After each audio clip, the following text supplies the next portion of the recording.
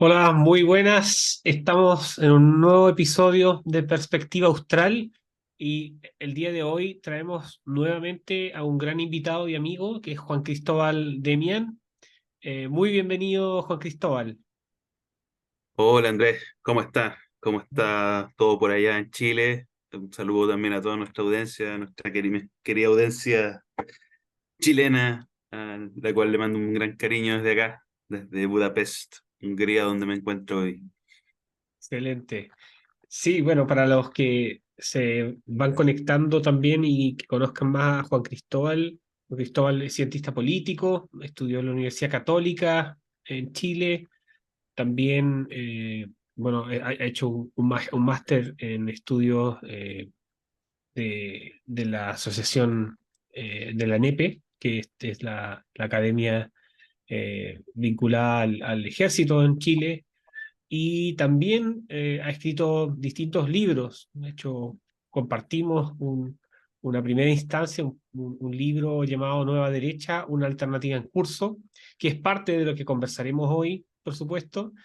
Luego Juan Cristóbal publicó su primer libro, ya escrito por su propia pluma completamente, eh, y que tiene relación con todo el proceso insurreccional chileno.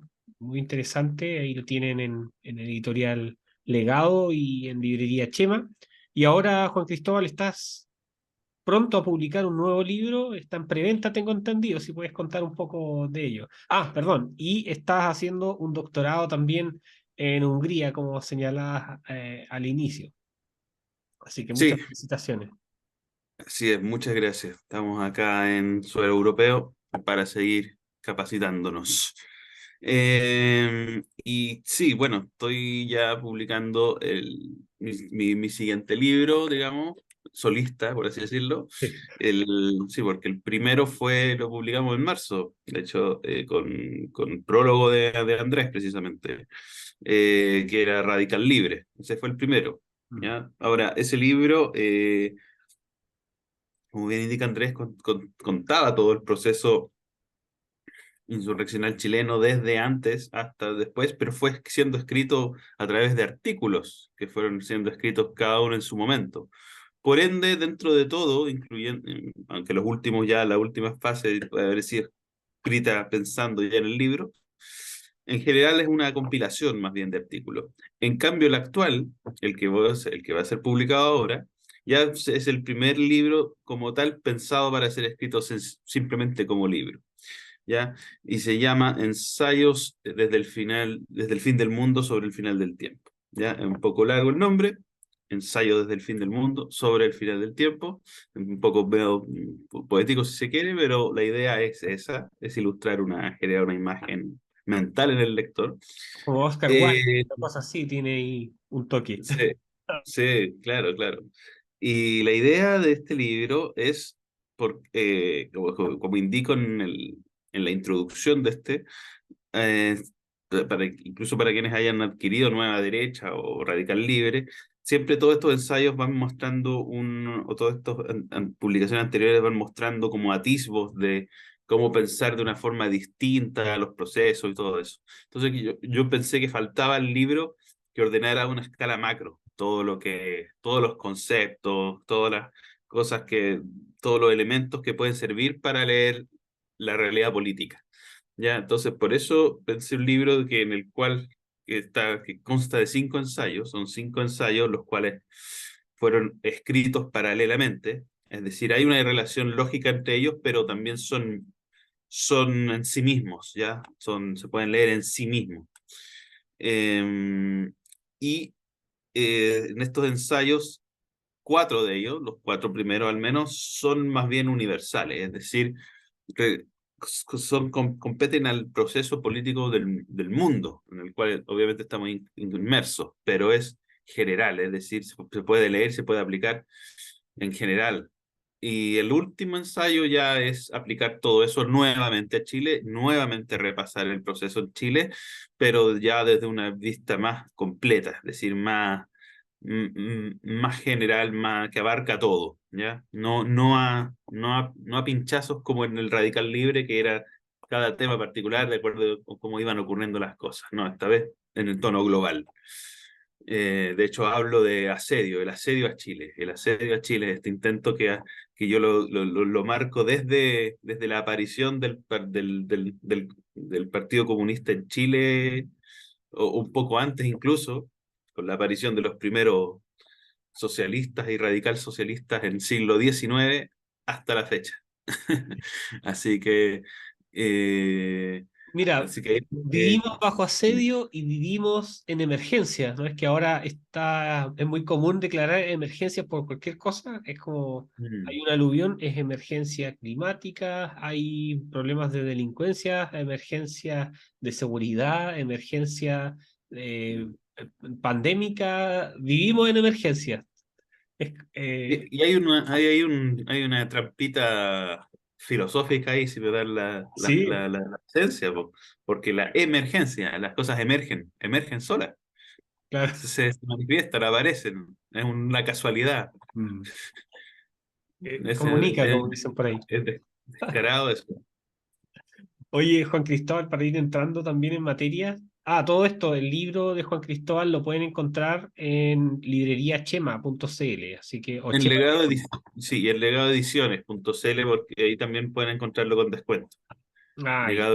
Legadoediciones.cl en la preventa. Ya ahí vamos a dejar el link después también aquí en el canal. Así que vayan y cómprenlo y apoyen, porque estas cosas son súper importantes para seguir produciendo material intelectual, formativo y de discusión, con una mirada mucho más amplia y desde la independencia, que cuesta tanto Sí. hoy en día. Ya, entrando en materia, una de las cosas que nos convoca hoy es hablar precisamente de lo que escribimos en el primer libro tratado como Nueva Derecha, una alternativa en curso. Estábamos viendo una alternativa en curso, ¿no? Y hoy, en este 2023, terminando, pronto a iniciar el 2024, vemos que eh, cierto sector político que se estaba vinculando y desvinculando con las derechas tradicionales post-consenso de Washington, tecnocráticas, y que se estaban separando en cierta medida de ella, eh, están pasando por distintos procesos en cada país, en cada nivel cultural. Por un lado, empiezan a emerger nuevamente, emerger, y por otro lado, también empiezan a mimetizarse otras en algunas partes del mundo. Ujú, Y este fenómeno pareciera ser que todavía está en tensión. Todavía existe cierta alternativa en curso, como lo planteamos en el libro. Juan Cristóbal, ¿cómo ves tú este fenómeno actualmente que se está dando en base a estas características? bien, a yo observo varios elementos de partida. Me toca a mí, les comento también que uno de los aspectos que estoy revisando acá, haciendo doctorado acá precisamente en Hungría, es el asunto de cómo se trata en el mundo académico el populismo, ¿ya? Y aquí hay una idea, digamos, esta palabra peyorativa que se utiliza especialmente desde el 2016, o sea, es muy anterior y está muy vinculada a otros procesos. No vamos a entrar en ese detalle ahora, que no es el tema del que estamos hablando, pero para que la gente tenga una idea que en al menos en el mundo académico, desde 2016, que es la elección de Donald Trump y el Brexit, se ha utilizado esta palabra de forma peyorativa, casi exclusivamente para denostar, digamos, estos movimientos de una derecha. ¿Ya? Si bien el concepto se ha usado históricamente también para movimientos de izquierda y se sigue usando para eso se ha visto muy minimizado. Es decir, hay una tendencia a ver que aparece un movimiento de derecha, digamos, que se desvincula del consenso de Washington, inmediatamente se le rotula con este peyorativo de populismo para tratar de calificar a sus votantes de irracionales, de peligrosos para la democracia, etcétera, y un largo etcétera. ¿Ya? Básicamente eso es lo que está en el PAC. Y ¿Ya? de masas poco educadas, principalmente rurales, Exacto. que tienden a ser convencidas fácilmente por caudillos, etcétera. etcétera. Exacto, ese es el pack del problema.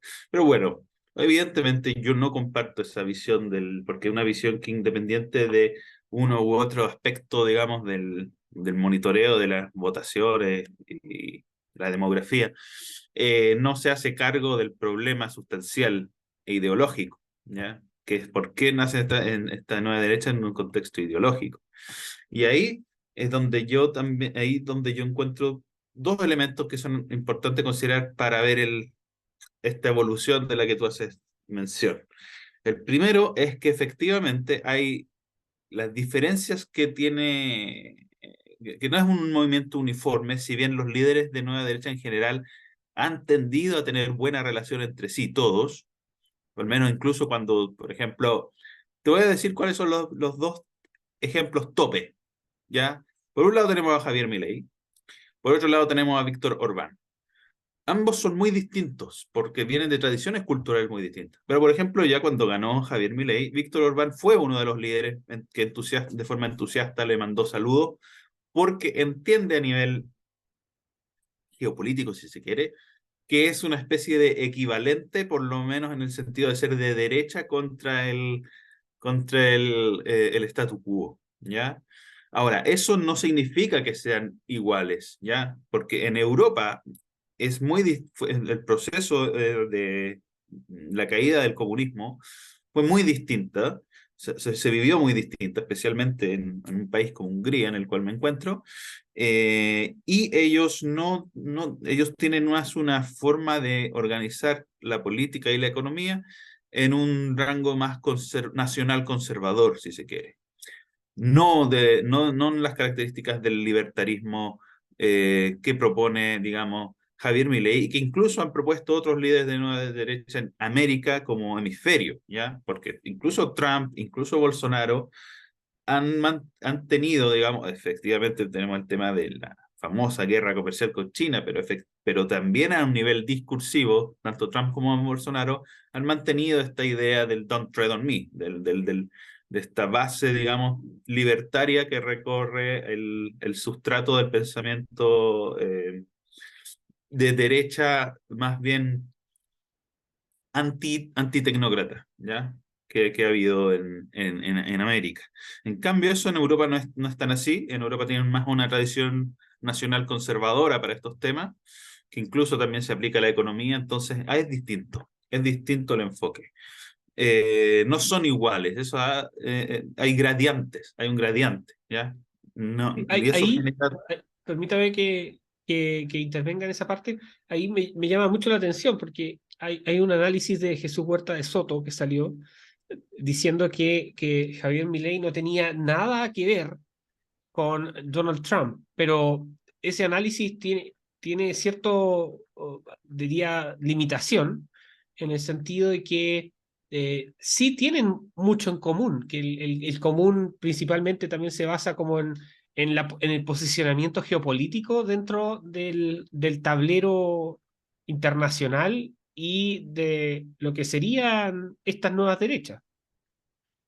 Sí, a mi juicio, yo estoy de acuerdo con eso. Yo creo que evidentemente, es parte del mismo fenómeno a nivel macro. Es parte del mismo fenómeno, al menos lo que podemos decir de América, ¿ya? Yo creo que el fenómeno de nueva derecha europea con el fenómeno americano también tienen relación, pero es un poquito más, el europeo han venido de un proceso de más larga data, de hecho, de movimientos muy antiguos, como el de Francia o el de no sé, el de Austria, ¿ya?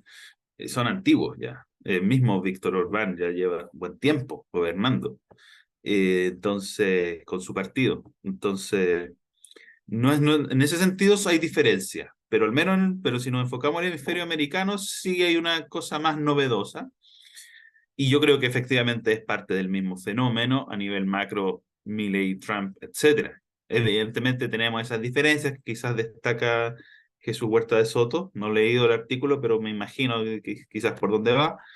Especialmente, no sé si tocará el tema de la guerra comercial versus la idea que tiene Javier Milei Sí, de, efectivamente.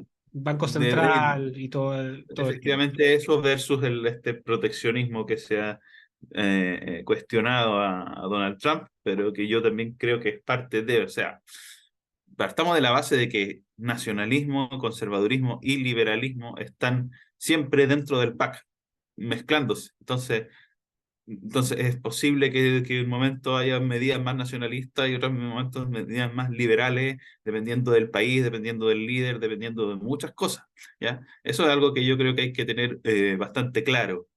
Y eso puede ser también, no sabemos, todavía lleva muy poco tiempo, pero puede ser o una ventaja porque permite más acomodarse más pragmáticamente a ciertos escenarios, o puede ser una desventaja, porque también la improvisación ideológica también tiene problemas.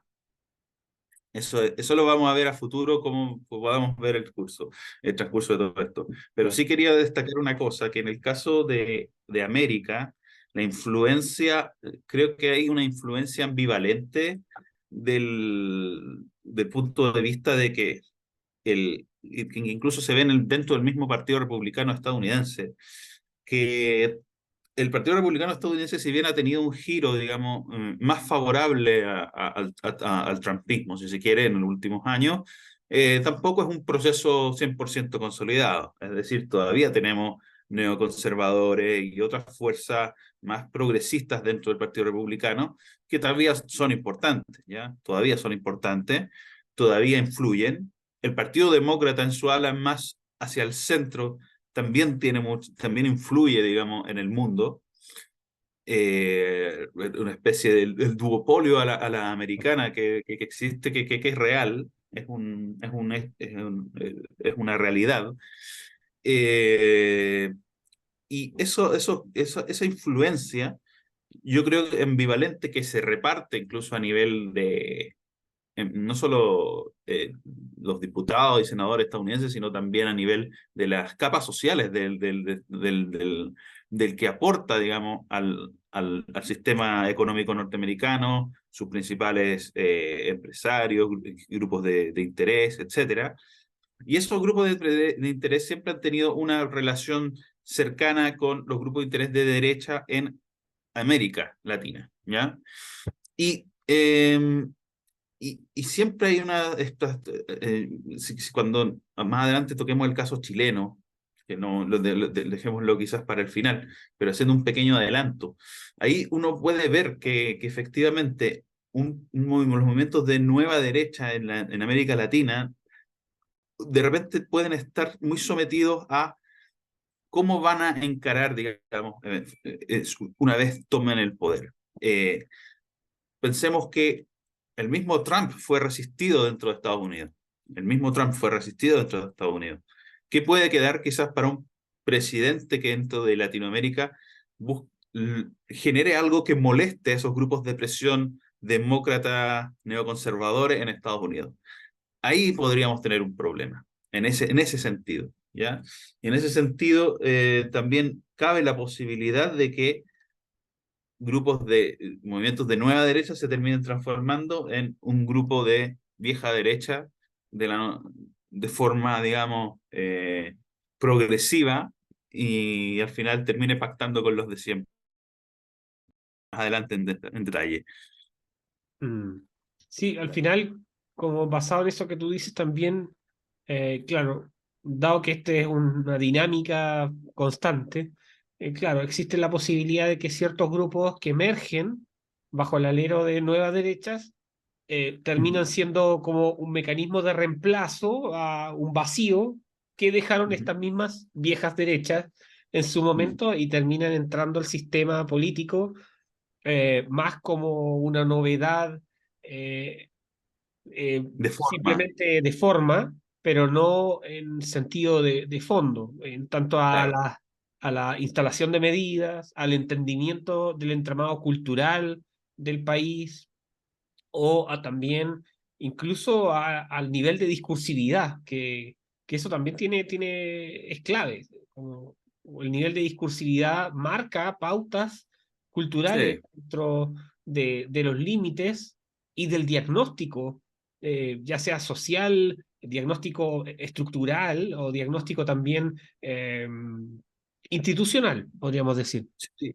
Yo creo a mi juicio que efectivamente en América Latina, y insisto en mi comparación con otras regiones, yo creo que en América Latina pasa lo siguiente, pasa que se entremezcla. América Latina siempre ha tenido el tema de económico relacionado a la izquierda históricamente, por el tema de que se supone que estas fuerzas que emergen para hacer cambios buscan, digamos, restaurar el socialismo. Eso ha sido la tónica en general de Latinoamérica. Primera, por eso es tan novedoso que los movimientos de nueva derecha emerjan en Latinoamérica. Para muchos eso era un fenómeno que ocurría en el hemisferio norte anteriormente. Sin embargo, ¿por qué emergen en Latinoamérica también? Ya, primero yo creo que también está el elemento económico, pero un elemento económico visto desde otra arista, visto desde la arista de que, de que los estados latinoamericanos están capturados por una oligarquía, digamos, perversa que está, digamos, expoliando a la gente por vía de impuestos, por vía de una mala gestión y sencillamente repartiéndose el poder y generando una grasa que hace imposible, digamos, que la sociedad emerja, ¿ya? Eso no solo es económico, eso también es estructural y político. Y también hay una fuerte denuncia de la corrupción, ¿ya? Y, bueno, Entonces, se y mezcla. ahí hay un paréntesis, y eso mismo viene a validar esa tesis de, perdón, que la estamos viendo en la realidad, que tiene relación con los esquemas de financiamiento de Mm, lo que se está hablando de la casta política, que al final mm, terminan financiando a izquierdas y derechas ujú. con supuestamente ciertas divisiones, pero al final son aquellos que ponen las reglas del juego. Sí, y muchas de esas también, y también esas plata evidentemente se ven en lo que terminan muchas de ellas, sí, sí que no solo en la implementación de políticas tales o cuales, muchas veces políticas que fracasan o que generan grandes problemas, sino que muchas de esas platas se van directamente vía fundaciones y todo tipo de inventos a los bolsillos de muchos de muchas de estas castas. Entonces, y es un fenómeno global, digamos, en distintos casos más escandalosos como el de Argentina, casos más, por así decirlo, que parecen son más novedosos como los de Chile, etcétera. Pero tenemos eso, tenemos esa visión, tenemos el caso del caos de seguridad. El caos de seguridad es algo que también se ha experimentado, digamos, de hecho, en Chile es nuevo, pero para otros países de Latinoamérica ha sido un azote constante, que recién se están dando cuenta que gracias a Bukele, que puede haber, digamos, una forma de subsanar ese problema que han tenido en Latinoamérica siempre, y es un problema cultural de idiosincrasia local, es un problema interno de los países latinoamericanos que puede buscarse una solución por esta vía. Pero el tercer elemento que también creo que es muy importante destacar es el cultural antropológico, que es algo que una vereda que la antigua derecha de raigambre católica en Latinoamérica perdió cuando se tecnocratizó y sencillamente abandonó los guantes. Es decir, que tengamos una nueva derecha que habla de aborto, de nuevo, que habla de temas, de todo tipo de temas valóricos. eh, Eso es relativamente novedoso porque se suponía una fase superada en la historia. Se suponía que ya la derecha iba a abandonar esos temas porque se había dado cuenta que no tenía nada que decir sobre eso, que había que ser progresivo, que había que ser inclusivo, Exacto. que oponerse al aborto era medieval. Sin embargo, hoy tenemos a nivel de base social una exigencia dependiendo del país, también una demanda de movimientos y partidos que sean capaces de dar una respuesta clara y quizás con un enfoque más conservador a esas temáticas. Mm. Entonces, aparecen movimientos que son capaces de, al menos discursivamente, habrá que verlos en la práctica, de poner esos temas en el tablero de nuevo, ¿ya? Ahí, Eso es ahí, ahí es simplemente lo que ha habido ha sido la sumisión de, del discurso y de los aspectos culturales del progresismo por parte de las derechas. Y lo estamos viendo también hoy, cuando se habla como el tema constitucional, dicen, no, miren, aquí podemos ver ciertos retrocesos Mm, civilizacionales. Al mm. final te das cuenta que el marco de análisis es, si no eres progresista, tú no estás a la Sí, moda, una cosa así. está fuera, claro, porque efectivamente, sí. Aquí yo creo que yo siempre he sido partidario para el análisis político, y especialmente de nuestra audiencia, que es un ejercicio un poco ambivalente, porque tú tienes que escuchar mucho lo que te dice la izquierda, saber cómo responder, pero no creerle, nunca caerle en su juego, porque para la izquierda, para la izquierda, como está hoy día en el mundo, la cosa que tú hagas, ya vas a ser fascista. Entonces, tienes que tener claro eso. No hay que caer en ese juego de muchas personas todavía caen en la trampa de que les dicen fascista y se pican y buscan contraargumentos y sacan a Mussolini. No, aquí da lo mismo que te digan. Aquí te van a decir fascista igual. Si aquí el tema es cómo desenmascarar todo lo que la izquierda dice es falso. Y no por la cosa nominal de que te tratan de fascista, sino que sencillamente tú puedes exponer que nada de los miedos que ellos infunden es verdadero. Y segundo, que si hay alguien que está imponiendo una dictadura hoy en día, velada, son ellos. Una dictadura del pensamiento, una dictadura en todos sentidos, que se mete en todos los aspectos de la vida. Es sencillo. Es exponer ese doble juego, esa hipocresía nomás.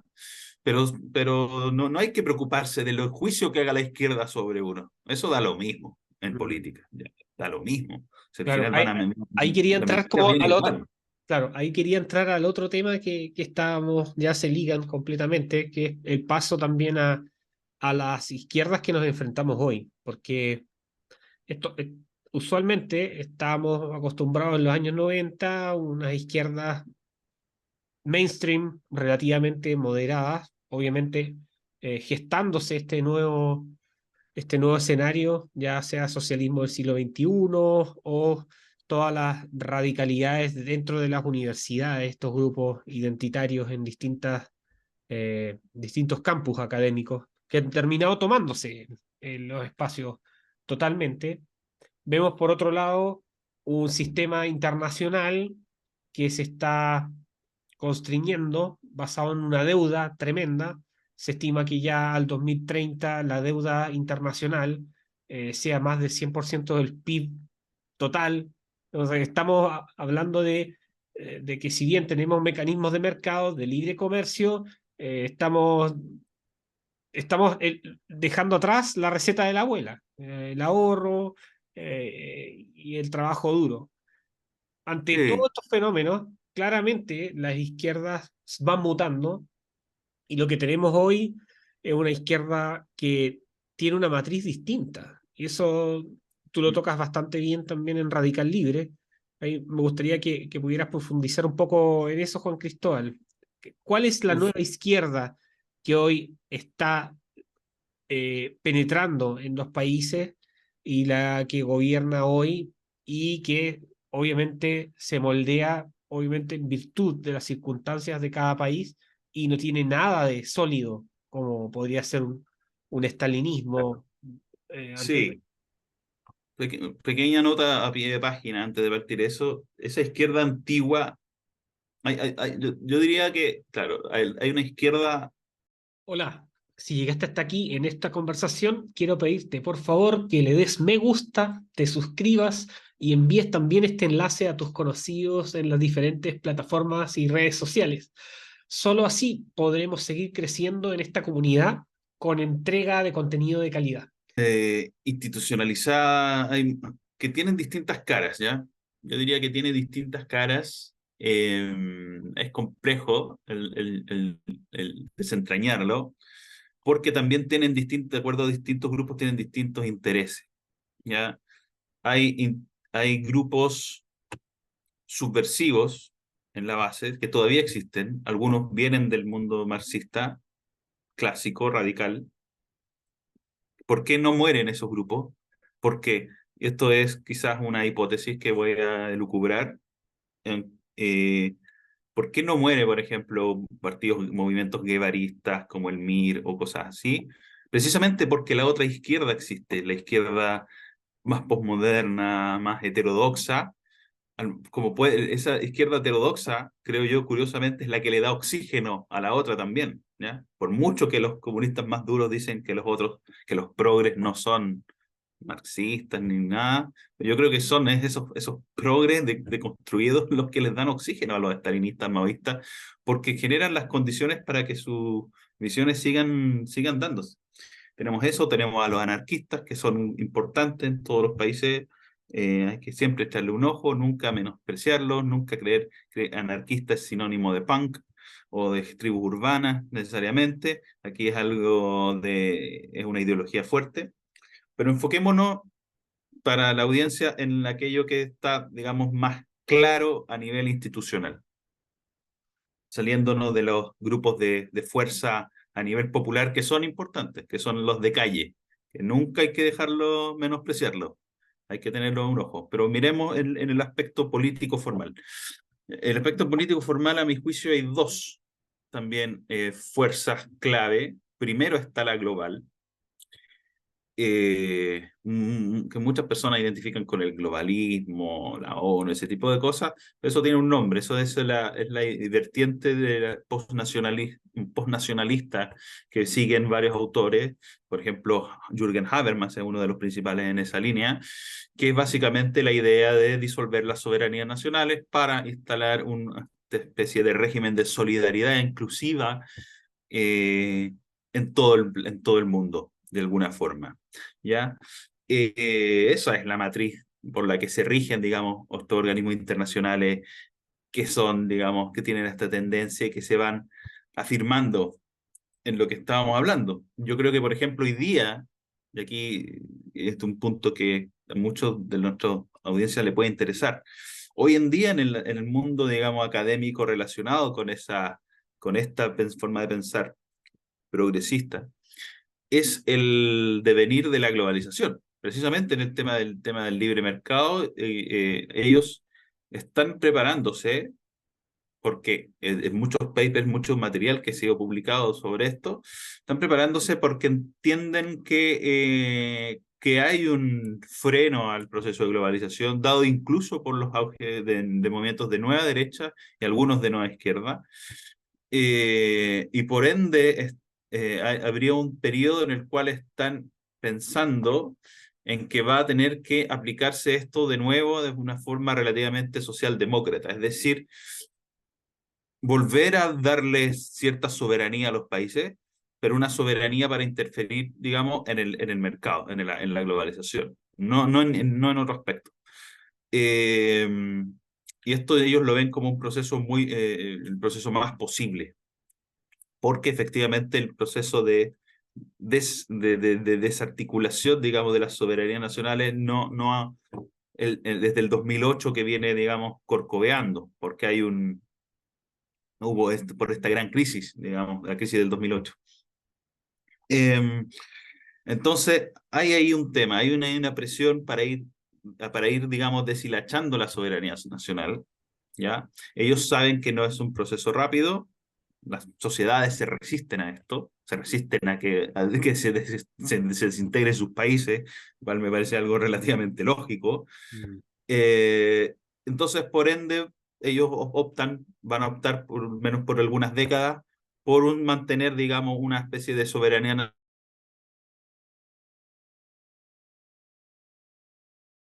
básicamente socialismo a la socialdemócrata para el siglo XXI.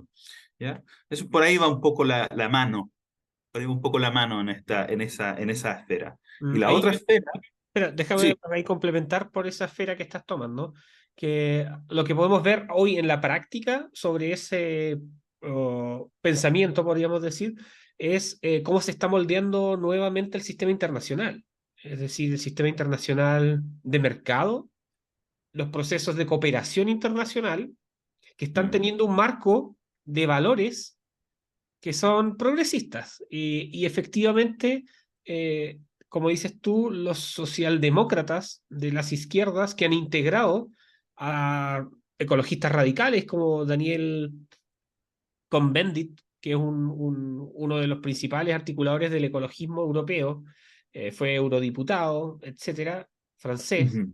eh, van moldeando nuevamente todas las reglas que lleva a la globalización. Entonces, la Sí. globalización y el proceso de mercado que entendíamos Ellos como lo llaman alterglobalización, que es una globalización distinta. claro, con Y rostro humano, de hecho, eso es lo que te iba a comentar. Con la segunda parte de la izquierda institucionalizada en el mundo, es precisamente la que deriva de Mayo del 68. Básicamente la que lleva todas estas ideas de la deconstrucción, los autonomistas, por ejemplo, en Chile, Gabriel Boric, eh, toda esta izquierda que ya pasó también, la izquierda postmarxista también, lo que queda de ella con la herencia de Bachelet y los Kirchner y tantos otros, ¿ya? Pero también hay que ponerle un ojo principalmente a los nuevos, la nueva camada de Boric y demás, es que son los que ya el culmin de esto, porque tienen mucha más deconstrucción, traen toda la filosofía de la deconstrucción sobre la mesa, ¿ya? Irina Karamanos, por ejemplo, una agente deconstruccionista de nivel, clave. clave. Eh, entonces, estos señores, los que traen todo esto, lo mezclan con lo otro, como tú bien dices, lo mezclan con lo que se ha institucionalizado a nivel de socialdemocracia internacional. ¿Por qué? Porque se puede mezclar muy bien, porque si bien el discurso deconstruccionista es bastante radical y se puede promover por vía del anarquismo callejero, por vía de grupos insurreccionales como los zapatistas, el discurso de construccionista se puede llevar por esas vías, por la vía del fusil y las molotov, pero también se puede llevar de terno y corbata perfectamente, perfectamente. Ese es un discurso que sirve para ambos mundos. Y entonces ahí se genera, digamos, esta simbiosis de entre toda la izquierda. Porque la deconstrucción es el modelo, es el canon que están ocupando todas, o la gran mayoría, porque sirve para desarticular cosas que ellos llaman, digamos, del conservadurismo histórico, ellos, considerando que ellos le llaman conservadurismo a todo, es decir, a todas las estructuras existentes, todas las relaciones exclusivistas incluso que ellos llaman, que generan una exclusión. Por ejemplo, porque ellos dicen que toda esta figura vertical, autoritaria, que llama al orden es exclusivista, porque excluye, digamos, a los pobres, los criminaliza, los persigue, persigue porque los delincuentes son víctimas de la sociedad, etcétera. En el tema valórico, exclusivista, oponerse al aborto. ¿Por qué? Porque son los derechos de las mujeres, etcétera. En materia económica, el libre mercado es exclusivista, ¿por qué? Porque hay están los perdedores del sistema. Entonces, todo eso es conservador para ellos. Y la forma de disolver esos conservadurismos es la deconstrucción, porque la deconstrucción lo que hace es eliminar los significados de las cosas. Eso es en términos filosóficos, pero si tú lo aplicas a la política, funciona. Y aquí hay un ejemplo que se puede usar en Chile. A carabineros los pasan deconstruyendo. A carabineros los pasan deconstruyendo. Y no solo por las agresiones que reciben, que son cada vez más infames, y que de forma absurda tienen a los carabineros sin poder defenderse de ellas, eso ya es una transgresión en sí misma, sino que además la forma en la que se llama a carabineros a buscar cómo caerle bien a la población civil y les ponen unos disfraces ridículos o los hacen hacer actividades ridículas en la Le calle. pintan los autos, Sí, le pintan también, le pintan la bandera LGBT a los autos de carabineros, todo ese tipo de cosas. Eso es de construcción pura. Entonces se pierde completamente el significado del orden público. Se claro. pierde el significado de la autoridad. ¿Quién va a respetar eso? Sí, pues sí, De ese eso se es el trata. punto, ese es el punto crucial sobre estas materias, porque no es caerle bien a la gente para hacerse más inclusivo, es la desfiguración y cambiarle el significado a lo que significa esa institución, porque como Exacto. la deconstrucción no plantea marcos tomados de la realidad, es mera subjetividad llevado a cabo para cambiar el significante de las cosas. Exacto, que la deconstrucción aquí esto es un ejemplo súper súper sencillo para que la gente entienda un poco cómo opera y por qué es tan difícil de repente verla y por qué para algunos suena a teoría de conspiración. Porque es muy sencillo. Fíjense, la deconstrucción filosóficamente no llama, como antiguamente, a destruir cosas para construir cosas distintas, ¿ya? Que era la forma antigua de hacer política. Pero la deconstrucción no, la deconstrucción se basa en la perversión de las instituciones que ya existen. No necesita abolirlas necesariamente. A veces, claro, llaman a abolir la policía, lo que tú quieras, pero ya eso es como una especie de consumación final. Pero por mientras, les basta con integrarse a ella y desde dentro generar, digamos, estas distorsiones, distorsionar su funcionamiento desde dentro. Y lo hacen no solo con la policía, lo hacen con los ministerios, lo hacen con las municipalidades. Digamos, la municipalidad de Valparaíso está completamente deconstruida, no sirve ya como municipalidad, es un bastión, digamos, de activismo revolucionario. Entonces, las pudren desde dentro. Entonces haga que nuestros auditores se puedan hacer esta imagen de cabeza, que el modelo de construccionista de izquierda no destruye instituciones, las deconstruye, es decir, las va pudriendo por dentro, las genera, se transforma en otra cosa, en un esperpento distinto, ¿ya? Por eso es que, por ejemplo, en su arte, se ve en el arte de construccionista, mucho el graffiti, mucho el aprovechar, se ve en la insurrección mucho arte callejero sobre cosas quemadas, sobre las iglesias quemadas, el metro quemado, ruinas, edificios en escombros, y Mm. ahí ponen su graffiti, hacen todo tipo de collage y cosas así. Bueno, ese arte de construccionista explica mucho lo que hacen en política. No crean algo de belleza nueva, no forman, no, ellos utilizan lo que está destruido, lo que está pulverizado, lo que está quemado, ellos utilizan eso y sobre eso ponen sus imágenes. Eso es su arte. Su arte es la ruina de lo que había. Ahora, No es es bien algo nuevo. interesante eso que dices tú, porque las derechas tienden con este pensamiento mucho más estructurado, racional, entendamos que no todos son así, pero en general, eh, tienden a pedir que los gobernantes deconstruccionistas, que están con esa matriz, que creen en el principio de interseccionalidad, que Ujú. está incluido en los nuevos proyectos constitucionales que han venido apareciendo en Chile, eh, Claro. piden, oiga, por favor, gobierne, oiga, usted cumple su función, hágase cargo. ¿Cuál es su proyecto político? ¿Cuál es su proyecto Claro. político? Porque, ¿por qué no lo dice? Porque dicen que esto está mal, que hay que abolir el capitalismo, pero ¿cuál es su proyecto político? Ahí empiezan a surgir todas estas contradicciones que efectivamente son Mm. propias del modelo de construcción. No le podemos pedir peras al olmo, que expliquen Sí. un modelo cuando se basan en corroer la institución. Todo lo que hace Boric como presidente es perfectamente meritorio de un deconstruccionista. Todo, no hay ninguna contradicción, está cumpliendo. Cuando él sale, digamos, en, no sé, bicicleta, con la camisa abierta, qué sé yo, todo ese tipo de espectáculos que para la gente son un absurdo, bueno, eso es lo que hace un deconstruccionista, pues eso es lo que son. Está bien en su ideología, está cumpliendo lo que su ideología promueve, ¿ya? Eso hay que entenderlo. Es tan sencillo como eso, entonces le dicen gobierne, gobierne, bueno, él está gobernando bajo su canon, pues, bajo su parámetro, no hay nada más que pedirle. O sea, cuando dicen, el otro día leí a alguien que decía, ¿cómo es posible que Boric se pida un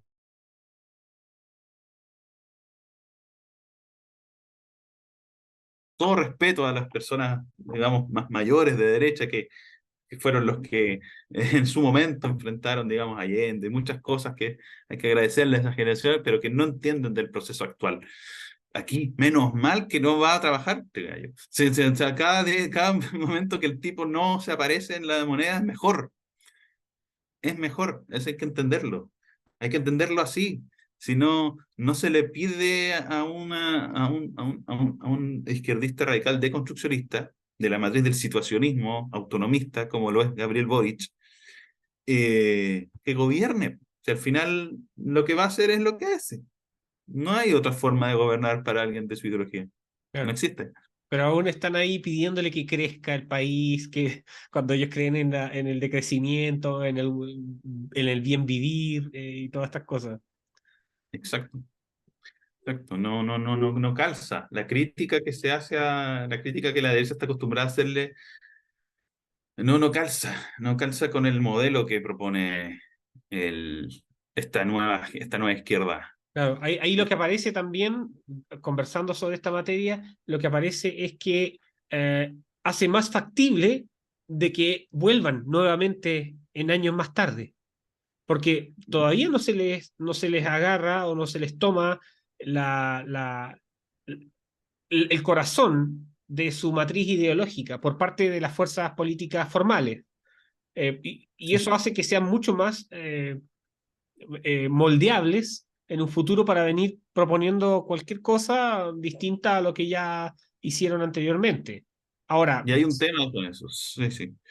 Hay un tema con eso, que esas formas que tú dices, que muy bien dices que no, que la izquierda no son capaces de verla, esas mismas formas, esos mismos discursos, esos mismos trucos, están implantados hace mucho rato en la cultura, en la música, en las interacciones sociales, principalmente de las generaciones más jóvenes, desde la generación Z, eventualmente las que vengan los millennials en algunos casos también, ¿ya? La generación joven, es decir, el recambio generacional.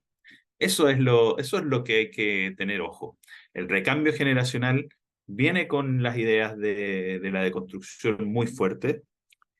Eh, eso no ha cesado, eso no ha cesado. Vemos una aquí ni siquiera hay que entender que no es gente que...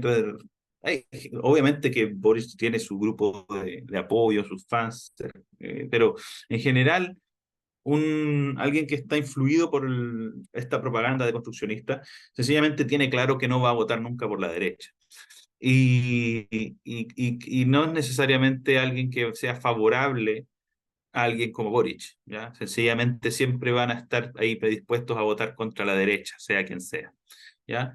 Y ese porcentaje de personas que quizás tienen ese set mental en el recambio generacional puede crecer mucho, mucho. Entonces podemos tener alguien que pueda ser completamente absurdo en la izquierda, pero que puede acceder nuevamente a la presidencia, precisamente por eso, porque va a haber una generación prediseñada mentalmente para boicotear a la derecha de cualquier forma posible.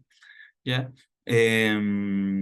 Porque eso está muy en esa línea. O sea, al final la deconstrucción, ¿qué es lo que qué es lo que te inculca?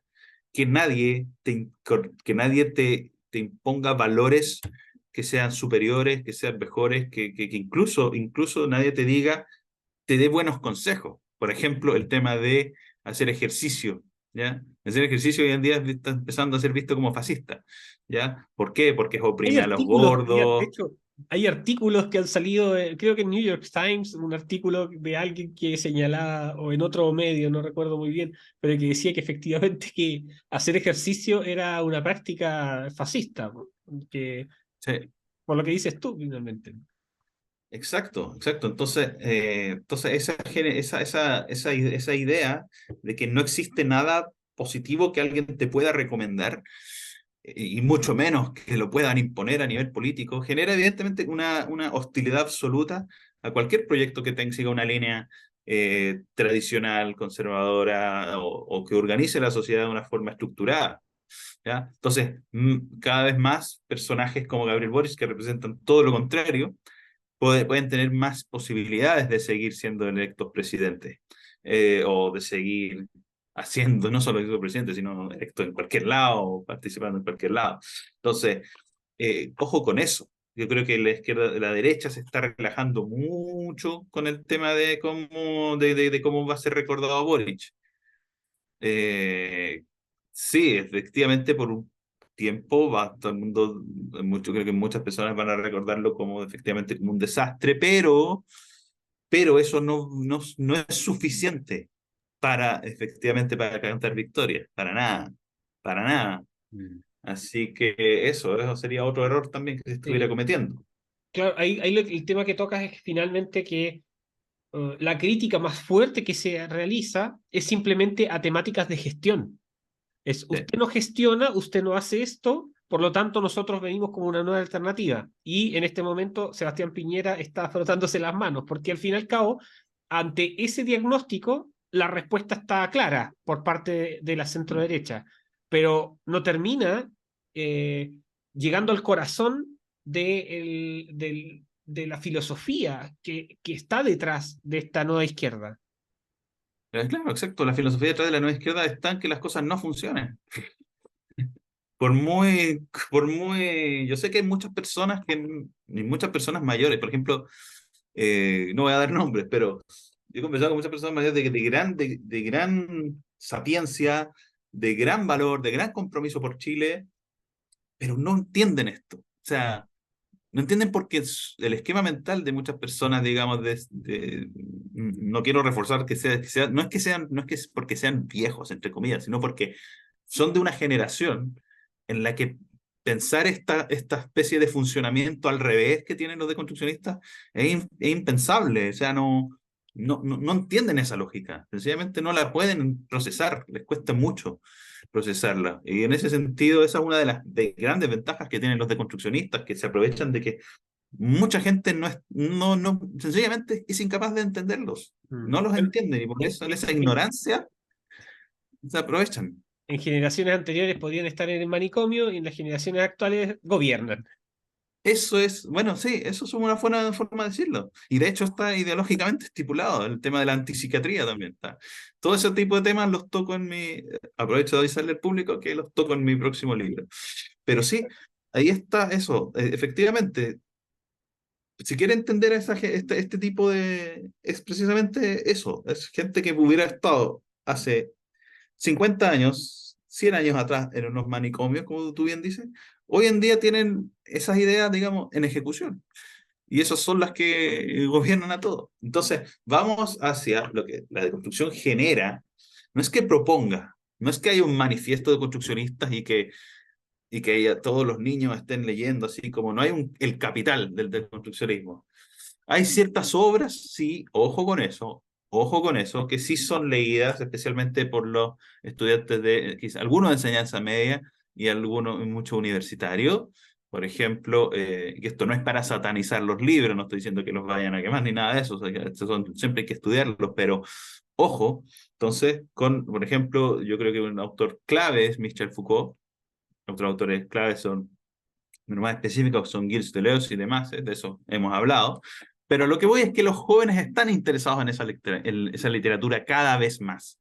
Y no es raro, no es nada de raro ver que, no sé, pues una chica de 17 años que se mete en el feminismo porque sus amigas están metidas, porque vio en el video de Taylor Swift que es bacán ser antipatriarcal. Ojo con eso, o sea, lo que estoy diciendo no es nada de exagerado. Está en la cultura, está en Netflix, está en los videoclips de los principales artistas del momento, está en Bad Bunny travestiéndose para ganar más likes. Todos esos discursos están entonces los jóvenes, entre los 9 o 7 años para arriba, ven a sus ídolos proponiendo estos discursos, ven que sus amigos se meten en estos discursos, empiezan a militar y ya cuando tienen sus 17 años, 18, entrando ya, pueden quedar perfectamente siguiente y esa niñita que se metió por su amiga y por el video de Taylor Swift, de repente va a tener una copia de la microfísica del poder de Michel Foucault en su casa y la va a leer y, O va, no, y la va a entender y se va a poner y se va a radicalizar. claro. Entonces, y esa generación que ya está en esa parada, es una generación que efectivamente no va a creer en el funcionamiento de las instituciones como lo creían nuestros papás. Al contrario, ellos van a querer, digamos, que las instituciones se desactiven para generar esta utopía de inclusividad. Mm. Y al final es como una nueva forma de tribalismo. Sí, o sea, los tribalismos son una forma en la que aparece esta cosa, porque el tribalismo entendámoslo como en la deconstrucción como esta idea de generación de afectos me voy a explicar, en una urbe. ¿A qué se refiere esto? Está esta idea, la urbe, es las grandes ciudades, generan, digamos, como están bajo el ritmo del capitalismo, generan esta sensación de depresión y soledad, ¿ya? Eso es como el primer diagnóstico. Un diagnóstico muy claro, muy fácil de ver en películas, en canciones, en libros. Y la forma entonces, y dando a entender que los padres no entienden a los jóvenes, que hay una generación que se pelea con sus padres, que los padres les demandan buenas notas en el colegio, y los jóvenes solamente quieren ser felices y libres y cantar bajo la lluvia, cosas así, que también es un recurso artístico muy común. Se genera entonces, ¿quién es la segunda familia? la segunda familia son esos semejantes, esos pares, esos amigos que tenemos, que nos integran a su forma de ver. Y ahí aparecen las tribus urbanas. Ahí tenemos los años 2000, por ejemplo, con los Pokémon, los Industrial, los Góticos, los Britpop, todos los demás, que se juntan. Y una vez que se juntan, al final lo que se genera no es solo la estética, no es solo las prácticas, sino eh, se genera esa desafección por la comunidad nacional, si se quiere, familiar y nacional. Es más importante lo que le importa, es lo que pasa, por ejemplo, ahora que lo que se hablaba ¿por qué Boric se declara Swiftie, que le gusta Taylor Swift? Porque es una de las artistas que tiene más potencial, más aceptación a nivel infanto-juvenil en el mundo. Taylor Swift, y ella genera una tribu urbana sobre sí misma, ¿ya? Y esas tribus urbanas son pura potencialidad política. Así hay que entenderlo, así lo lee la deconstrucción. Entonces, yo estoy seguro que Gabriel Boric sabemos que es un fan de Misfits, Rancid y todo ese tipo de grupos que son punk, También. claro, hasta Los Miserables y todas esas cosas. No, no le gusta Taylor Swift. ¿Por qué se declara Swiftie? Por dos cosas. Primero, por eso. Y porque, en segundo lugar, a Gabriel Boric, esto, juzguémoslo políticamente, no personalmente, a Gabriel Boric le encanta hacer este tipo de juegos con su sexualidad. Sutiles. Le encanta dar a entender que no es completamente heterosexual, de forma muy sutil. Ya lo he hecho varias veces. Varias veces ha jugado con eso. Si lo es o no lo es, la verdad es que no importa. Lo clave es que se transgrede a sí mismo para deconstruir la imagen presidencial. Eso es muy Claro. entretenido, interesante de ver. Se Eh, ve mucho eso, se ve Le muchísimo. encanta subir los memes donde lo ponen en situaciones homosexuales con George Jackson. Se, lo- ¿Por qué? Porque es que sí, se transgrede a sí mismo, entonces en ese mismo sentido él se declara Swiftie, que es súper fan de Taylor Swift y que estaría ahí vuelto loco con las chiquillas gritando viendo a Taylor Swift. ¿Ya? Entonces se genera eso, es una forma de capitalizar esa, esa, esa forma de ver que tienen, digamos, esta tribu urbana en particular y las agencias, es decir, las invita a ser parte de, porque se suma al discurso de Taylor Swift. Vamos contra el patriarcado, vamos por un mundo más justo, vamos por un mundo más inclusivo, un mundo, digamos, LGBT, un mundo queer, puro arcoíris, y ¡pum! Y ¡paf! Como dicen, nació Chocapic, como dice el comercial, porque si la cuestión funciona, es lo que funciona así. ¿Qué es lo que pasó con los K-pop? De hecho, hay un artículo que pueden buscarlo que nos estén escuchando, que salió hace muy poco que decía que las Swifties y los fans de las ARMY son los fans de BTS, que es este grupo de Corea del Sur, de K-pop. Las ARMYs y las Swifties van a ser la mayor resistencia a Javier Milei en Argentina. ¿Ya? O sea, o sea, muy lejos no está de cuando el expresidente Piñera salió con esta idea de los fans del K-pop organizándose en su contra. No Ah, fue del así, informe no, de inteligencia, claro. en forma de Todos se inteligencia, rieron. claro. Sí, no salió del presidente, salió del informe de inteligencia. Eh, Me corrijo en eso. Eh, pero bueno, el presidente Piñera eventualmente al leerlo seguramente lo creyó también. Y, pero no es tan lejos de la realidad, solamente que está mal explicado, ¿ya? Porque no se entiende de buenas a primeras por qué efectivamente una especie de tribu urbana que opera en torno a un artista de música pop tenga que estar politizado hacia la izquierda. No es evidente si tú lo ves con ojos tradicionales. Pero si tú lo ves con los ojos de que la deconstrucción aplica sobre estos grupos, sí lo es, porque son grupos que tienen sus intereses en otra cosa. Por ejemplo, partiendo de la base que no es el bienestar nacional, sino que es el bienestar, por ejemplo, de las minorías. ¿Ya? Me refiero al discurso. ¿Ya? Eh, tenemos el caso también, en ese caso entonces el K-pop. Y en el K-pop no vamos a ver, a diferencia de Taylor Swift, que Taylor Swift sí habla contra el patriarcado y muchas de esas cosas, en los grupos de K-pop no vamos a ver esa discursividad política en los mismos artistas. Sin embargo, sus fans igual la desarrollan por una suma de mecanismos que se dan en torno a la generación de esos clubs, de esos clubs de fans. No es fácil de explicar al 100%. Algo de eso también lo toco en mi libro que va a salir ahora, que también ahí para que le vean, porque ahí pueden entender un poco más de cómo funciona esa noción. Pero sí, así hay que entender un poco cómo funciona esta tribalidad juvenil. Para ir cerrando, Juan Cristóbal, me gustaría que toquemos un tema ya aterrizando ya más en Chile también, sobre una columna que acabas de publicar recientemente, que es la guerra civil dentro de la nueva derecha en Chile. Facciones, peleas, mucha conventilleo, que no quiero meterme en esos temas porque no es el objetivo de este canal, ni tampoco de una discusión más íntegra sobre materias doctrinarias. Pero tú en este artículo que publicaste, lo vamos a dejar acá también para que lo puedan leer, hablas de que tú tienes motivos importantes que basan tu razonamiento en tanto a la valoración de o desvaloración del proyecto constitucional que se está planteando. Si puedes Ujú. indagar un poco en eso, en esta matriz histórica y política, y los temas de la reconfiguración política que tú ves en en esta conducción de un proceso que no pedimos, claramente. Claro.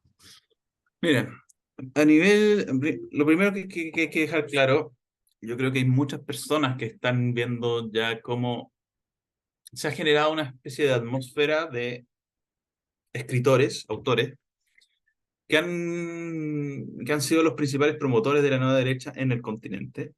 Tenemos a Agustín Laje, tenemos a Nicolás Márquez, a Miklos Lukács, a un montón más, Iturralde, eh, Muñoz, son varios, no recuerdo todos los nombres, Horacio Giusto, por ahí también podríamos incluir a Axel Kaiser, pero Axel Kaiser siempre ha estado un poco más alejado de ese grupo.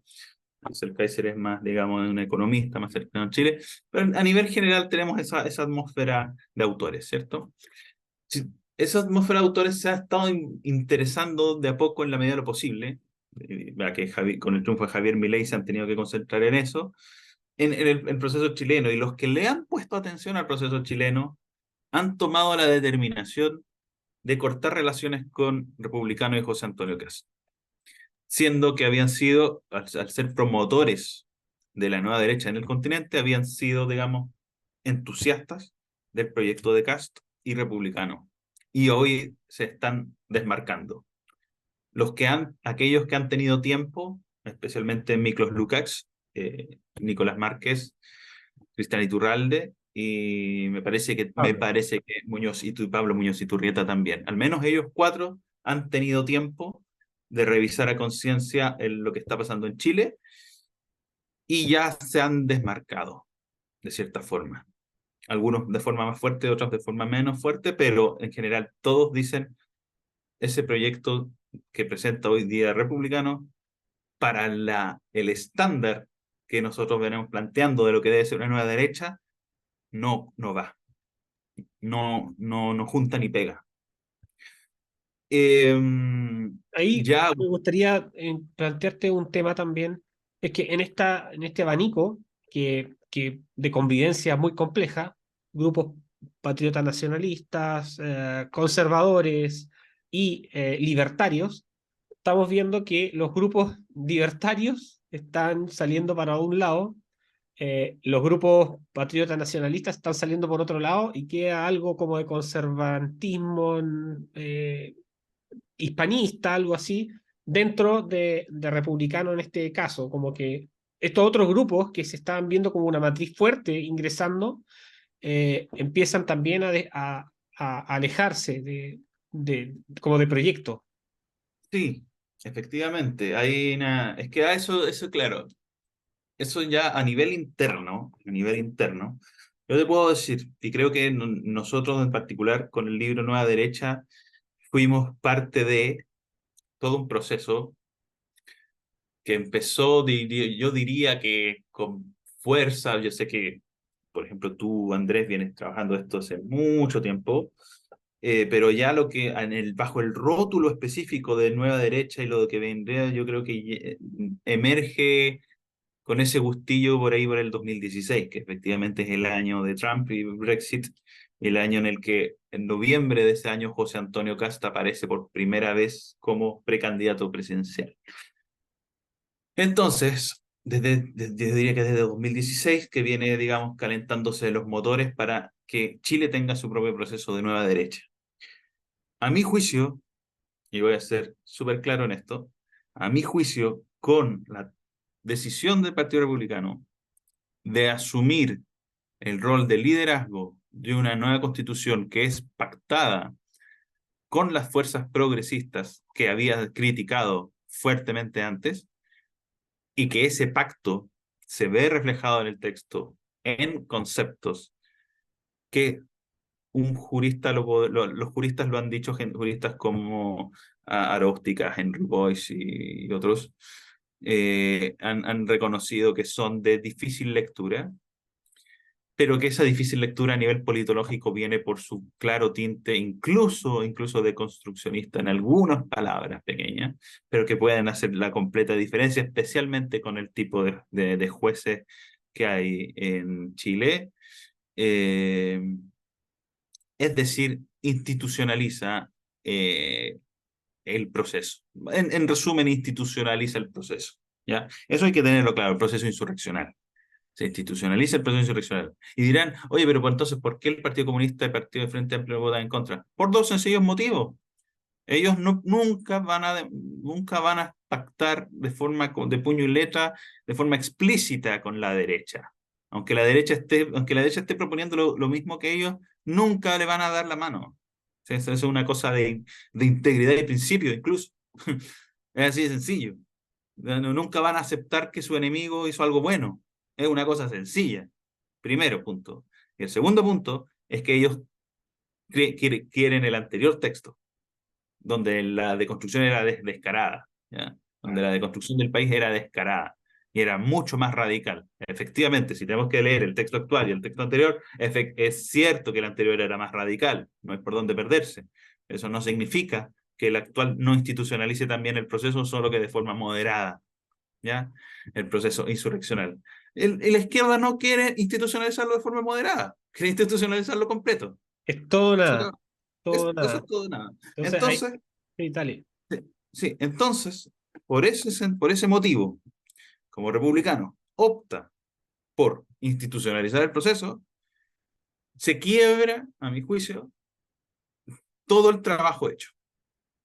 Se tira por la borda todo el trabajo hecho para que esa fuerza haya sido el representante en Chile del fenómeno de nueva derecha, porque no calza por ningún lado. No calza por ningún lado. eh, y, y se genera también, y lo que vemos es lo que tú decías al principio. Sencillamente ocupa un puesto más a la derecha que la UDI en la mesa, pero se sube, digamos, a la mesa sin cambiar necesariamente las reglas de la mesa. Al final, que esa era la idea. Esa es la idea original de los movimientos de nueva derecha. Que se genere una especie de quiebra con hacia dónde se orienta, digamos, la sociedad. Pero con esto, efectivamente, lo que hace Republicano es quebrar ese trabajo, y también efectivamente salen expulsados, sale esa desintegración del proyecto de Nueva Derecha en Chile, que yo hoy día creo que está en cero, ¿no? Estamos en el punto cero.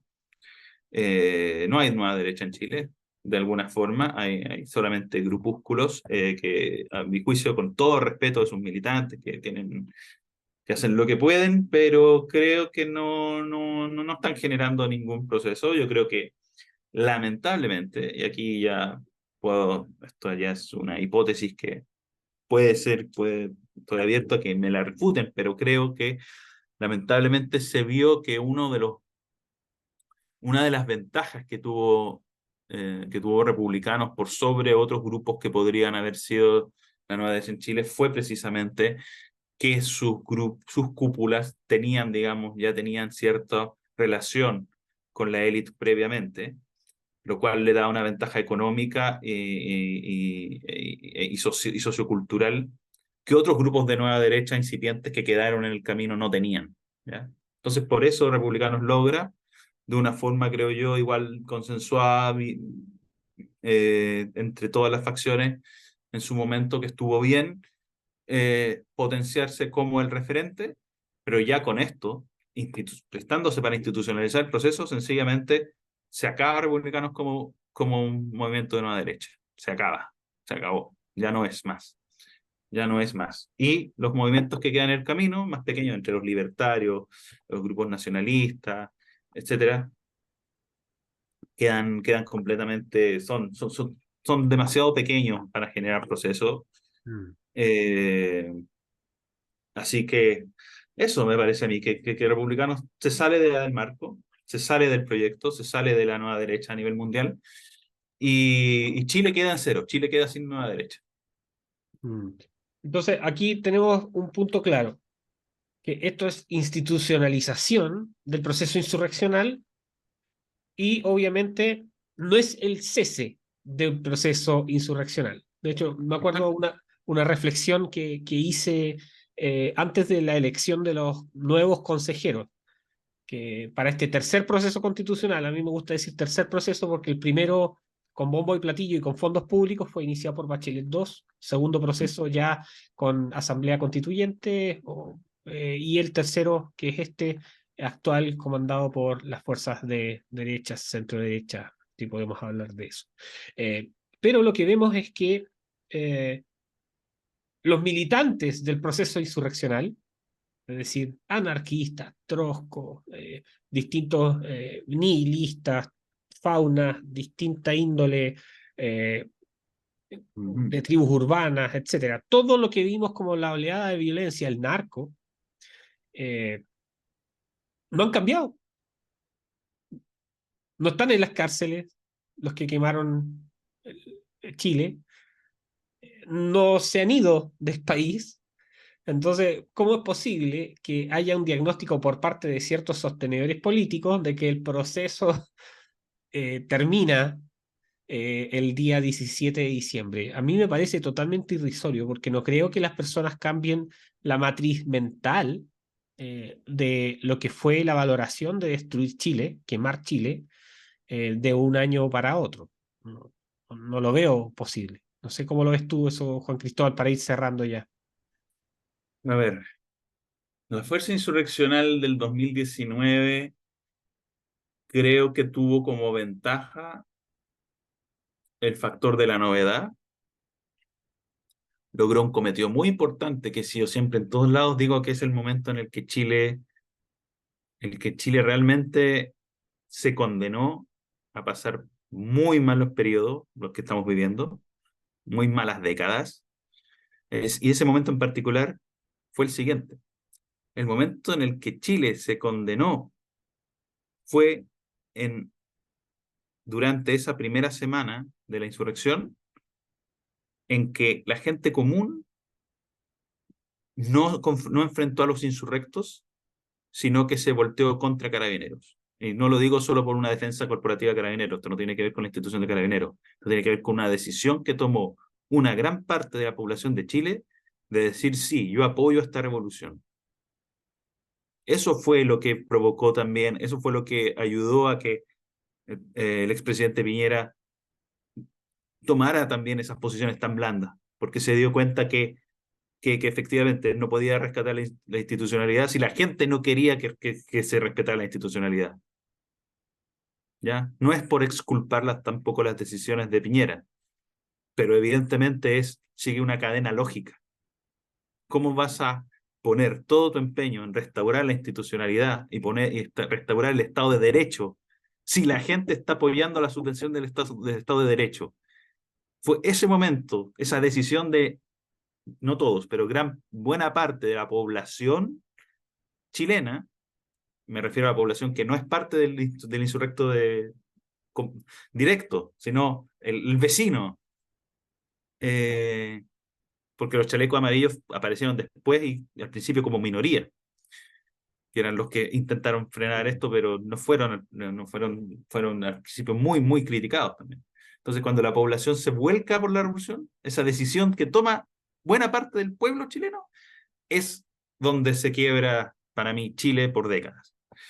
Bueno, dejando eso de lado, hoy, efectivamente, una insurrección de tales características cuesta imaginarla de la misma forma, me refiero. Ya no hay novedad, por ejemplo. Ya no está el factor novedad. Ya hay varios años de que... y hay otros temas también. Está el tema de la exacerbación del clima de inseguridad, por ejemplo. Entonces, también tenemos casualmente por ahora el rechazo a toda la imagen del gobierno, ¿ya? Que insisto, puede ser temporal y hay que ponerle ojo con eso. Pero por el momento está. Entonces, una nueva insurrección para que tenga la fuerza similar para empujar, digamos, a la caída a la instauración del régimen que quería el anterior proyecto, creo que todavía debería tomar un tiempo, en años, en años. La izquierda yo creo que lo sabe. La única diferencia es que la izquierda ya está trabajando para eso, ¿ya? No nos perdamos. ¿Ya? La derecha siempre, como para variar, seguramente va a reaccionar en su momento y no lo va a ver venir. Pero, pero la cosa es esa. O sea, sí, yo creo que ahora van a ocupar otro tipo de presiones focalizadas, no una insurrección general por ahora.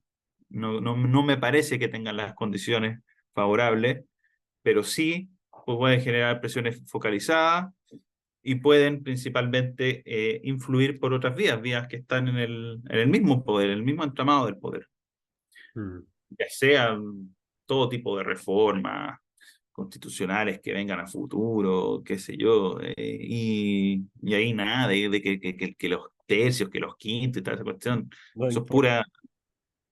son detalles al momento de un proceso revolucionario.